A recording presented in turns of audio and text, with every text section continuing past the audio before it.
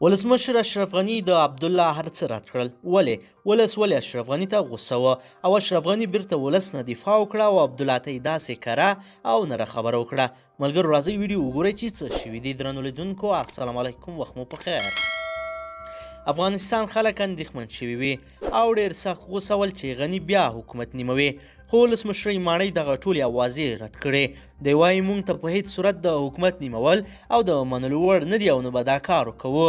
افغان ولسمشر محمد اشرف غني او پخوانی اجرایه مشر عبدالله ته نږدې سرچینې وایي روانه اونۍ د دواړو ترمنځ د یوې سیاسي هوکړې لاسلیک شي، خو حکومت به نه نیمیږي او څه هم به عبدالله ته ورکړی شي.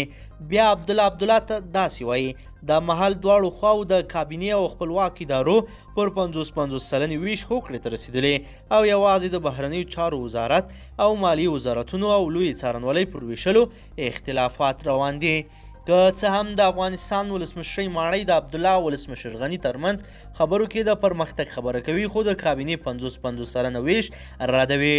ویل کېږي تر هوکړې لاسلیک کېدا مخکې ولسمشر غني او عبدالله یو ځل بیا مخامخ خبرې کوي. عبدالله ته نږدې یوې سرچینې داسې ویل د خبرو په پایله کې هوکړه شوې چې د کورنیو چارو وزارت به پر عبدالله او دفاع وزارت به پر ولسمشر غني پورې تړاو لري.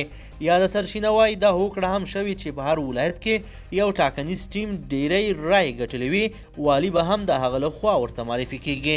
وایي عبدالله به له طالبانو سره د سولې د خبرو لپاره د جوړجاړی د عالي شورا مشري هم کوي. یاده سرچینه وایي عبدالرشید دوستم ته د مارشالۍ د رتبې ورکول به د هوکړې بله برخه وي. ښاغلی دوستم ته نږدې یوې سرچینې BBC ته وویل د دوی ټینګار دا دی چې د سیاسي هوکړې تر لاسلیک کېدا سره هممهاله به د ښاغلي دوستم د مارشالۍ حکم هم لاسلیک او اعلان شي. ښاغلی عبدالله کابو یوه اونۍ مخکې د سیاسي لانجې د هوارۍ لپاره پخوانی ولسمشر حامد کرزی او پخوانی جهادي مشر عبدالرب رسول صاحب د خبرو کې د منځګړو په توګه ښکېل کړې وه. د ولسمشرۍ ټاکنې په تېر میزان تله میاشت کې وشوې چې د پایلو اعلانېدا یې ډېرې لانجې وزېږولې. عبدالله اعلان شوې پایلې له درغلیو ډکې وبللې او له منلو یې انکار وکړ. عبدالله او محمد اشرف غني یوازې د یو دیوال په واټن سره په یوه ورځ د لوړې جلا مراسم جوړ کړي وه. درنو لیدونکو تاسو د اشرف غني دغه کار په هکله څه نظر لرئ؟ حتما یې له موږ سره په کمنټ کې پرېږدئ.